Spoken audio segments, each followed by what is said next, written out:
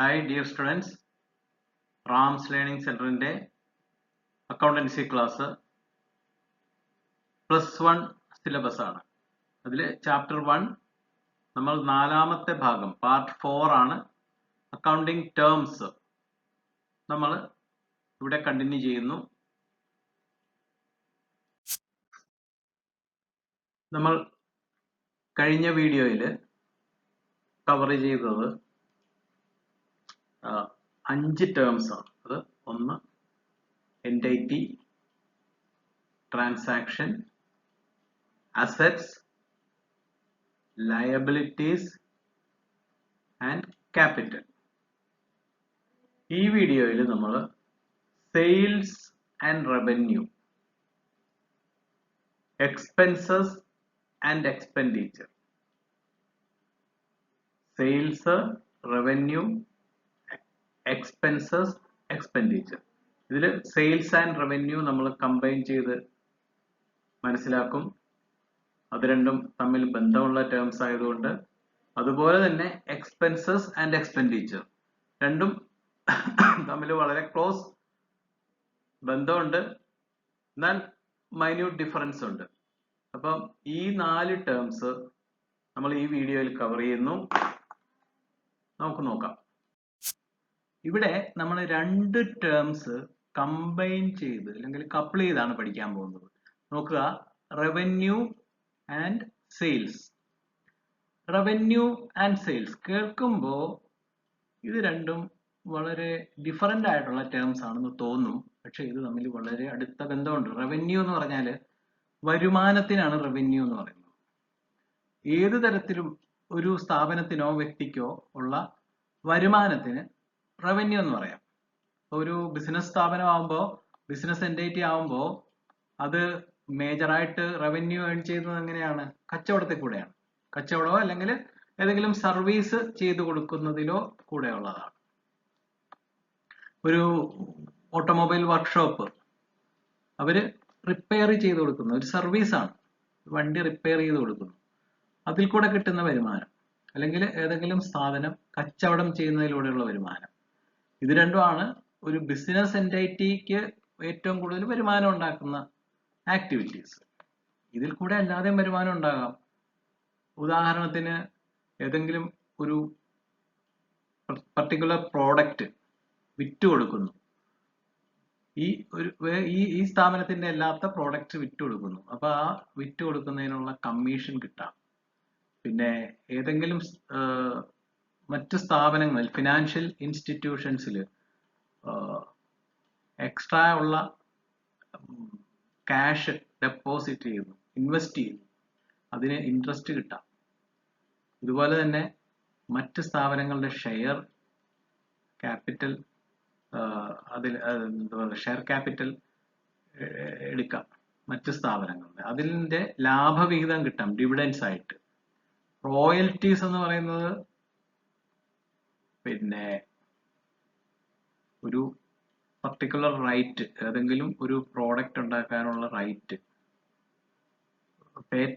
Patency എടുത്തിട്ടുണ്ടെങ്കിൽ അത് മറ്റ് സ്ഥാപനങ്ങൾക്ക് ഉപയോഗിക്കാനായിട്ട് ഒരു നമുക്ക് പെർമിഷൻ കൊടുക്കുകയാണെങ്കിൽ അവരതിന് ഫീസായിട്ട് തരുന്ന ഒരു ചാർജ് തരുന്നതിനാണ് റോയൽറ്റി എന്ന് പറയുന്നത്. പിന്നെ റെന്റ് റിസീവ്ഡ്, അത് നമുക്കറിയാം. പിന്നെ ഏതെങ്കിലും സ്ഥലം ഫ്രീ ആയിട്ട് കിടപ്പുണ്ട്, അല്ലെങ്കിൽ ഒരു കെട്ടിടം ഒഴിഞ്ഞ് കിടക്കുന്നു, അത് വാടകയ്ക്ക് കൊടുത്ത് ഏണിംഗ് ഉണ്ടാക്കാം. അപ്പൊ അങ്ങനെ കിട്ടുന്നതാണ് റെന്റ്. അപ്പോ കച്ചവടത്തിൽ കൂടെ അല്ലാതെ കച്ചവടേതര വരുമാനങ്ങളും ഉണ്ടാകാം. അപ്പോൾ ഇതിനെല്ലാം കൂടി ചേർത്തിട്ട് revenue is equal to earning through sales plus other income. സെയിൽസിൽ കൂടെയോ സർവീസ് പ്രൊവൈഡിങ്ങിലോ കൂടെ ഉള്ളതല്ലാതെ മറ്റു രീതിയിലുള്ള ഇൻകം രണ്ടും കൂടെ ചേർത്തിട്ടുള്ളതിനാണ് റവന്യൂ എന്ന് പറയുന്നത്. ഇവിടെ നോക്കുക, revenue is also called income, അതറിയാം അല്ലേ? ഇവിടെ നോക്കുക, sales are total revenues from goods or services sold or provided to customers. അതായത് total revenue from goods sold or service provided to customers. അതിൽ കൂടെയുള്ള ഏണിങ് അല്ലെങ്കിൽ റവന്യൂ, അതിനാണ് പറയുന്നത് സെയിൽസ് റവന്യൂ അല്ലെങ്കിൽ സിംപ്ലി സെയിൽസ്. സെയിൽസ് എന്ന് പറഞ്ഞാൽ തന്നെ അത് sales revenue. Sales is equal to or equivalent to sales revenue എന്ന് മനസ്സിലാക്കണം. അപ്പോൾ sales are total revenues from goods or services sold or provided to customers is called sales revenue or simply sales. Sales may be cash sales or credit sales. അതറിയാം. cash sales എന്ന് പറഞ്ഞാൽ രൊക്കം amount വാങ്ങിച്ചിട്ട് കച്ചവടം ചെയ്യുമ്പോൾ തന്നെ കാശ് മേടിച്ച് കീശയിലിടും, അതാണ് cash sales. ക്രെഡിറ്റ് സെയിൽസ് എന്ന് പറഞ്ഞാൽ 1 മാസം കഴിഞ്ഞിട്ട് തന്നാൽ മതി, അല്ലെങ്കിൽ 2 മാസം കഴിഞ്ഞിട്ട് തന്നാൽ മതി. അപ്പോൾ പൈസ കിട്ടുന്നത് 2 മാസം കഴിഞ്ഞിട്ടായിരിക്കും സാധനം കൊടുക്കുകയും ചെയ്യും. അതാണ് ക്രെഡിറ്റ് സെയിൽസ്. ഇത് നമുക്ക് ക്ലിയർ ആണ്.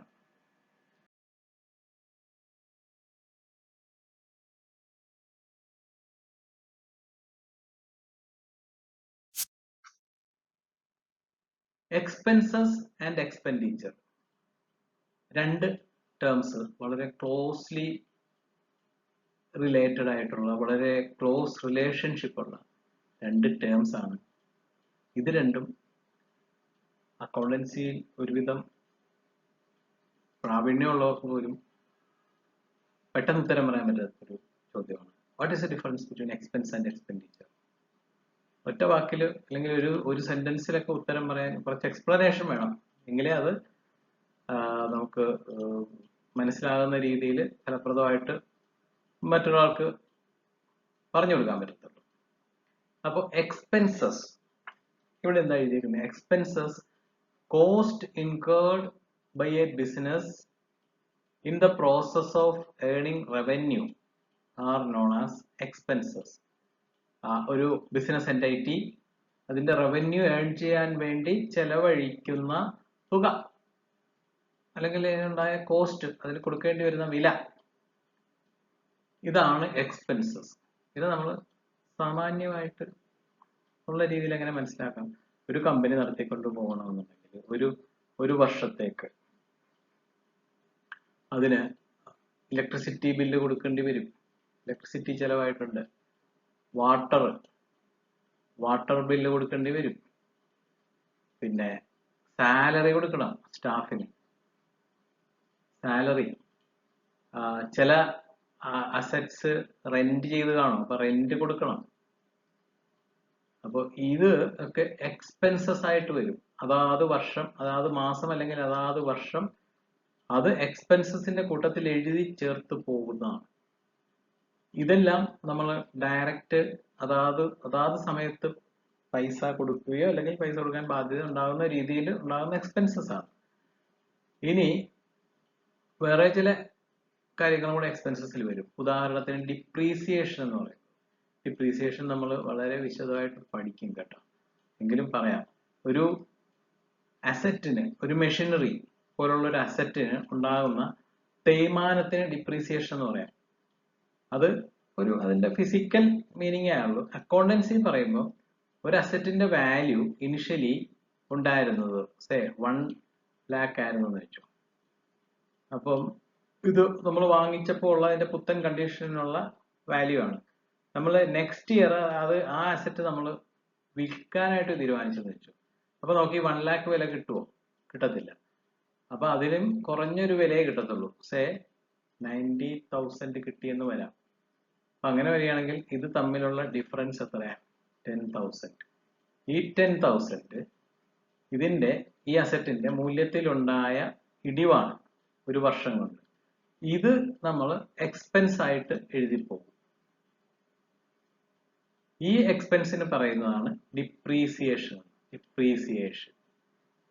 സോ അതും ഒരു എക്സ്പെൻസ് ആണ്. അവിടെ ഡയറക്റ്റ് പൈസ കൈമാറ്റം ഒന്നും നടക്കുന്നില്ല, നമ്മൾ ബുക്കിൽ എഴുതി കുറക്കുന്നേ ഉള്ളൂ ഡിപ്രീസിയേഷൻ. അപ്പൊ എക്സ്പെൻസസ് എന്ന് പറയുമ്പോൾ ഇങ്ങനെ നമ്മൾ ഒരു സ്പെസിഫിക് കാലയളവിൽ എഴുതി നമുക്ക് വരുന്ന ചെലവുകൾ എഴുതി പോകുന്നതാണ്. പ്രോഫിറ്റ് ആൻഡ് ലോസ് അക്കൗണ്ടിൽ നമ്മൾ എഴുതി പോകുന്നതാണ് ഈ എക്സ്പെൻസസ് എന്ന് പറയുന്നത്. Generally, expenses are measured by the cost of assets consumed. Cost of assets consumed ആണ് നമ്മൾ ഈ എക്സ്പ്ലെയിൻ ചെയ്ത 10,000 എന്ന് പറയുന്നത്. 10,000 രൂപ. Cost of assets consumed or services during an accounting period. Assets consume ചെയ്ത് അല്ലെങ്കിൽ സർവീസ് യൂട്ടിലൈസ് ചെയ്തതിൻ്റെയോ, നമ്മൾ സർവീസ് യൂട്ടിലൈസ് ചെയ്ത് ആ സ്റ്റാഫിന്റെ അതിന് സാലറി കൊടുക്കുന്നു, നമ്മൾ ചില ഫെസിലിറ്റീസ് യൂസ് ചെയ്തതിന് റെന്റ് കൊടുക്കുന്നു, ഇലക്ട്രിസിറ്റി യൂസ് ചെയ്തതിന് നമ്മൾ ഇലക്ട്രിസിറ്റി ബില്ല് പേ ചെയ്യുന്നു. അപ്പോൾ generally expenses are measured by the cost of assets consumed or services used during an accounting period. ഇത് വളരെ ഇമ്പോർട്ടൻ്റ് ആണ്. ഡ്യൂറിങ് ആൻ അക്കൗണ്ടിങ് പീരിയഡ്, അത് ഒരു വർഷമാണ് സാധാരണ നമ്മളൊരു അക്കൗണ്ടിങ് പീരിയഡ് നമ്മൾ കണക്കാക്കുന്നത്. സോ ഇനി നമുക്ക് എക്സ്പെൻഡിച്ചറിലോട്ട് വരാം. നേരത്തെ നമ്മൾ എക്സ്പെൻസസ് പറഞ്ഞപ്പോൾ നമുക്ക് അതായത് അക്കൗണ്ടിങ് പീരിയഡിൽ ഉണ്ടാവുന്ന എല്ലാ ചെലവുകളും എക്സ്പെൻസസ് എന്ന് പറയും. എക്സ്പെൻഡിച്ചർ എന്ന് പറയുമ്പോൾ spending money or incurring liability, അതായത് നമ്മൾ പൈസ ചെലവാക്കുകയോ അല്ലെങ്കിൽ നമ്മളൊരു ബാധ്യത ഏറ്റെടുക്കുകയോ ചെയ്യുമ്പോൾ എന്തിനു വേണ്ടിയിട്ടാണ്? For some benefit, service or property received. ഇതാണ് എക്സ്പെൻഡിച്ചർ എന്ന് പറയുന്നത്. നമ്മൾ ഒരു സർവീസ് യൂസ് ചെയ്യുന്നതിനോ ഒരു പ്രോപ്പർട്ടി, ഒരു അസറ്റ് നമ്മൾ വാങ്ങുന്നതിനോ വേറെ മറ്റെന്തെങ്കിലും നേട്ടങ്ങൾക്ക് വേണ്ടിയോ നമ്മൾ ചിലവാക്കുന്ന തുക, പൈസയോ അല്ല, ഇനി പൈസ കൊടുത്തില്ല, കടമായിട്ടാണ് സംഗതി കൈപ്പറ്റിയതെങ്കിൽ നമുക്കൊരു ബാധ്യത ഏറ്റെടുക്കേണ്ടി വരും. So incurring a liability. So spending money or incurring liability for some benefit, service or property received is called expenditure. അപ്പോ നമുക്ക് നേരത്തെ പറഞ്ഞ പോലെ നമ്മളൊരു 1,00,000 രൂപയുടെ ഒരു അസറ്റ് നമുക്ക് ഒരു വർഷം കഴിയുമ്പോൾ അതിന് ചിലപ്പോൾ ഒരു 90,000 റുപ്പീസേ കിട്ടത്തുള്ളൂ. നമ്മളത് വിൽക്കാൻ തീരുമാനിച്ചു കഴിഞ്ഞാൽ, അപ്പൊ അതിന്റെ വാല്യൂവിൽ ഒരു ഇടിവുണ്ടായി, 10,000 ഇടിവുണ്ടായി. ഈ ഇടിവിനെ സൂചിപ്പിക്കുന്നതാണ് ഡിപ്രീസിയേഷൻ എന്ന് പറയുന്നത്. ഡിപ്രീസിയേഷൻ 10,000 എന്നുള്ള ഡിപ്രീസിയേഷൻ. ഇത് അതിന്റെ ഒരു മെഷീനറി ഒക്കെ ആണ് അതിന്റെ തേയ്മാനം മൂലം വന്നാണെന്ന് പറയാം. ബിൽഡിങ്ങിനാണ് അതിന്റെ പഴക്കം കൊണ്ട് അതിന്റെ വില കുറയും. ലാൻഡിന് ഡിപ്രീസിയേഷൻ നോർമലി ഉണ്ടാകാറില്ല, ലാൻഡിന് അപ്രീസിയേഷൻ ഉണ്ടാകത്തുള്ളൂ. പക്ഷെ ബിൽഡിങ്ങിന് ഡിപ്രീസിയേഷൻ ഉണ്ടാകും, മെഷീനറിക്ക് ഡിപ്രീസിയേഷൻ ഉണ്ടാകും. ഈ ലാൻഡിന് അപ്രീസിയേഷൻ എന്ന് പറഞ്ഞാലും ലാൻഡ് ആൻഡ് ബിൽഡിങ്സ് എന്നുള്ളതിന് ടോട്ടലി കണക്കാക്കിയിട്ട് അതിനൊരു ഡിപ്രീസിയേഷൻ തന്നെയാണ് നമ്മൾ അക്കൗണ്ടിങ്ങിൽ ഇൻ പ്രാക്ടിക്കൽ നമ്മൾ പോകുന്നത്. അപ്പോ എക്സ്പെൻഡിച്ചർ നമ്മൾ പറഞ്ഞു കഴിഞ്ഞു. Spending money or incurring liability for some benefit or service or property received is called expenditure. So ഈ എക്സ്പെൻഡിച്ചർ നമ്മൾ ഒരു ലാൻഡ് വാങ്ങി 1 crore rupees ചെലവായി ഫോർ ബിസിനസ് പർപ്പസ്. ഒരു മെഷീനറി 15,000 ആയി. ഒരു വെഹിക്കിള് 10 lakhs ആണ്. അപ്പോ ഇതെല്ലാം അസറ്റ്സ് ആണ്. ഈ അസറ്റ്സ് ഇതിനു വേണ്ടി ചെലവാക്കിയതൊക്കെ നമുക്ക് ഒരു ഇയറിലോ അല്ലെ ഒരു അക്കൗണ്ടിങ് പീരീഡിലോ എഴുതി അങ്ങോട്ട് മാറ്റാൻ പറ്റുന്നതല്ല. 1 കോടി രൂപയും ഇതുപോലുള്ള ഹെവി എക്സ്പെൻഡിച്ചർ ഒക്കെ. ഇത് മാത്രമല്ല, ഈ അസറ്റ്സിൽ നിന്നുള്ള ബെനിഫിറ്റ് നമ്മൾ over period of long years, 10 years, 15 years, 20 years, 25 years, land ഒക്കെ ലൈഫ് ലോങ് ആണെന്ന് പറയാം. ബിൽഡിംഗ്സ് ആണെങ്കിൽ ഒരു 25 to 30 years എങ്ങനെയായാലും ലൈഫ് ടൈം ഉണ്ടാവും. ഓക്കെ, അപ്പോൾ മെഷീനറി ചിലപ്പോൾ ഒരു 5 years കാണത്തുള്ളൂ. അപ്പോൾ ഇതെല്ലാം നമ്മൾ ഇതിനു വേണ്ടി ചെലവാക്കിയ തുക എക്സ്പെൻഡിച്ചർ ആണ്.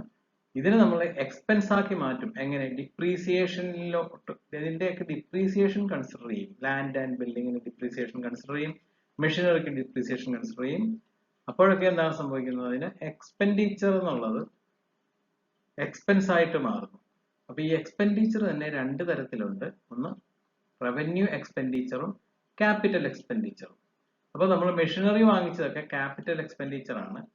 റവന്യൂ എക്സ്പെൻഡിച്ചർ എന്ന് പറയുമ്പോൾ നമ്മൾ സാലറി, ഇലക്ട്രിസിറ്റി ബില്ല്, റെന്റ് അതൊക്കെ കൊടുക്കുന്നതിന് റവന്യൂ എക്സ്പെൻഡിച്ചർ എന്ന് പറയും. അപ്പോ റവന്യൂ നമ്മൾ എക്സ്പെൻസസിൽ വരുന്നതാണ് റവന്യൂ എക്സ്പെൻഡിച്ചറും പിന്നെ ഡിപ്രീസിയേഷൻ പോലുള്ള മറ്റ് എക്സ്പെൻസസ്. അപ്പൊ എക്സ്പെൻഡിച്ചറും എക്സ്പെൻസസും തമ്മിലുള്ള ഡിഫറൻസ് ക്ലിയർ ആണെന്ന് കരുതുന്നു. നമുക്ക് അടുത്ത ടോപ്പിക്കിലോട്ട് പോകാം.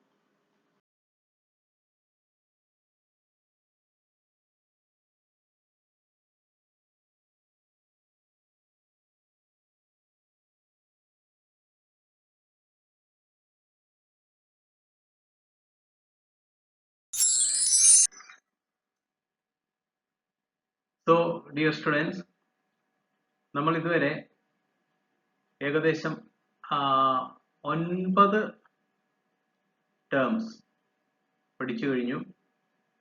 നമ്മൾ എൻറ്റൈറ്റി എന്താണെന്ന് നോക്കി, ട്രാൻസാക്ഷൻ മനസ്സിലാക്കി, അസറ്റ്സ് എന്ന് പറഞ്ഞാൽ എന്താണെന്ന് നമുക്കറിയാം, ലയബിലിറ്റീസ് അതുപോലെ നമ്മൾ മനസ്സിലാക്കി, ക്യാപിറ്റൽ മനസ്സിലാക്കി.